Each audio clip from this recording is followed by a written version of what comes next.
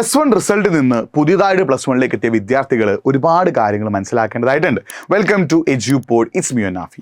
എല്ലാവർക്കും മക്കളെ എജ്യൂപോഡിലേക്ക് സ്വാഗതം. ഞാൻ നിങ്ങളുടെ നാഫി. അപ്പോൾ പുതുതായിട്ട് +1ലേക്ക് എത്തിയ വിദ്യാർത്ഥികൾ ഞാൻ ഈ പറഞ്ഞ കാര്യങ്ങൾ കറക്റ്റായിട്ട് ശ്രദ്ധിക്കണം. ഇല്ലെങ്കിൽ നിങ്ങളുടെ സീനിയേഴ്സ് ആയിട്ടുള്ള ആളുകൾ, ഇപ്പോൾ +2 പഠിക്കുന്ന ആളുകൾക്ക് +1 റിസൾട്ട് വന്നു, അവർ ഫേസ് ചെയ്ത ഒരുപാട് പ്രശ്നങ്ങൾ നിങ്ങളുടെ +1 റിസൾട്ട് വരുമ്പോൾ ഫേസ് ചെയ്തേക്കാം.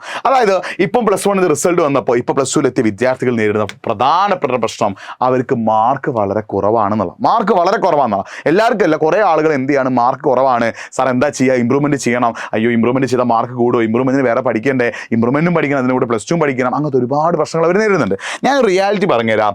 +2നെക്കാളും സിമ്പിളാണ് എന്ത്, +1. പക്ഷേ SSLCയേക്കാളും ടഫാണ് എന്ത്, +1. ഇതാണ് റിയാലിറ്റി.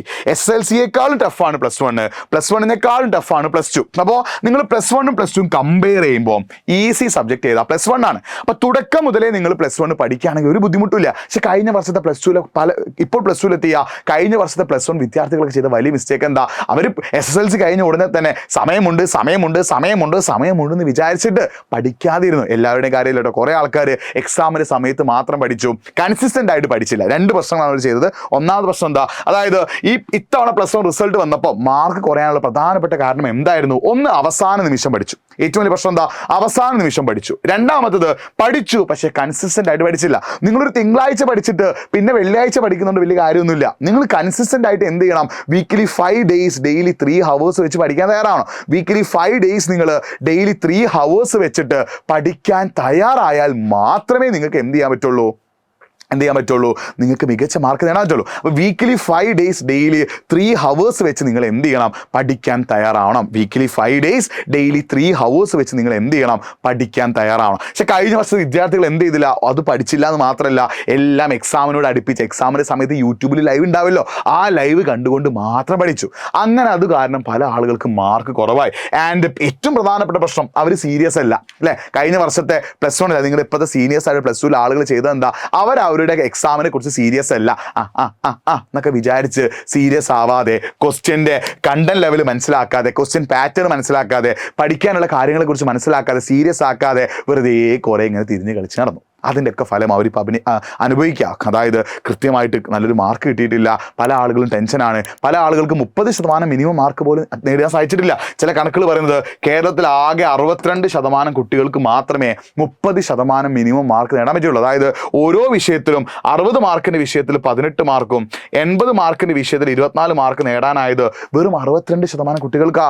38% കുട്ടികൾക്ക് എന്ത് ചെയ്തില്ല, ഈ ഒരു മാർക്ക് നേടാൻ സാധിച്ചില്ല.